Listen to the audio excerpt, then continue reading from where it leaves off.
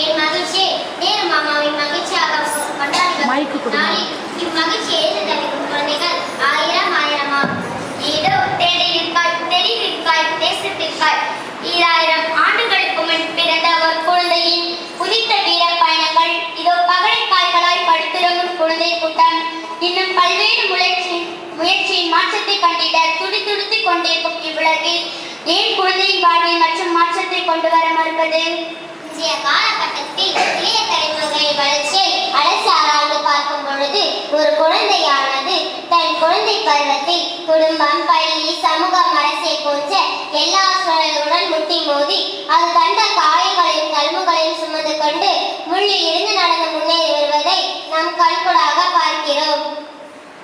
இரவு பொழுது மாறாமல் தன் வாழ்வில் ரகசியத்தை உணராமல் பல குழந்தைகள் இமெயிலும் இன்டர்நெட்டிலும் தன் வாழ்வை செலவிட்டு தன் நேரத்தையும் காலத்தையும் உணராமல் வாழ்ந்து கொண்டிருக்கின்றன. மேலும் கல்வி சாலையாகட்டும், கலவர பேலியாகட்டும், எங்கு சென்றாலும் சிசுக்களை பழிவாங்கும் கொடூர விபத்துக்கள் அவ்வப்போது நகரம் என்னும் நகரத்திலே கஞ்சாவிற்கும் கலவரத்திற்கும் பறவை கொட்டு தாய்க்கும் பூனைக்கும் நாய்க்கும் மெத்தை கொட்டு பூ போன்ற பிள்ளைக்கும் குப்பை தொட்டித்தான் பூமத்தை ஆகிவிட்டது. வளர்ந்து வரும் இக்காலத்தில் எல்லாமே வியாபாரம். ஏன் இந்த போராட்டம் என்ற பிஞ்சு மனதில்? குழந்தைகளே, உங்கள் இதயத்தை கொஞ்சம் இயக்குங்கள், அதில் உள்ள உணர்ச்சிகளை எழுப்புங்கள். இதுவரை உங்கள் முதுகு பார்த்த திசை இப்போது உங்கள் முகம் பார்க்கட்டும். சமூகத்தின் சர்க்கல்களை வறுமையின் உச்சரியில் மலராக உதிர்ந்த மொட்டுக்களே, இன்னும் கண்ணுக்கு தெரியாத பல கழிவுத்து பொருள்களுக்காய் குரல் கொடுக்கும் குழந்தைகளே, மாண்டு போன சமூகத்தில் மாற்றத்தை காண உன் கருவறையில் பல மகான்களை பிறக்க விடி. இனி நெருப்புகளெல்லாம் இனி எடுக்கும் முடிவில்லாத முயற்சி வாய்க்காலை அழைத்து செல்லும் வைகையாராய் பாயட்டும். வாழ்வேனும் புத்தகத்தில் வரலாறாய் பதியட்டும். கண்ணில் லாணி எடுத்து முள்ளில் நடப்பதல்ல வாழ்க்கை, மாறாக இளைய மொட்டுக்களை எங்கே போகிறோம் என்று தெரியாமல் அலைகளாம் முதுகில் துள்ளி குதிக்கும் குமிழ்கள் போன்றதல்ல வாழ்க்கை. ஆட்டிவிட்டாலும் ஆடும் பொம்மை அல்ல, மாறாக சாமி கொடுத்தாலும் ஓடும் சகலமல்ல நாங்கள். நாளை சுடர் நம்மை நாம் நெறிப்படுத்தும் சரிப்படுத்தும் கூடிய சக்தி நம்மிடையே உள்ளது.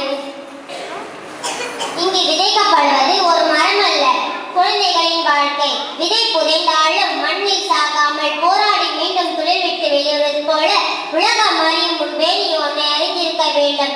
நல்லவை நினைக்க வேண்டும், நம்பிக்கை வைக்க வேண்டும். முடியும் என்றால் எரிமலை கூட குச்சிசல் பூமியாகும், முடியாது என்றால் குச்சிசல் பூமியின் இமயமாகும். நம்பினால் வாழ்க்கை கூட வசமாகும், இல்லையேல் வாழ்க்கை கூட அருமையாகும். தோல்வி கண்டு துவளாது, தோல்வி என்றும் நிரந்தரம் அல்ல.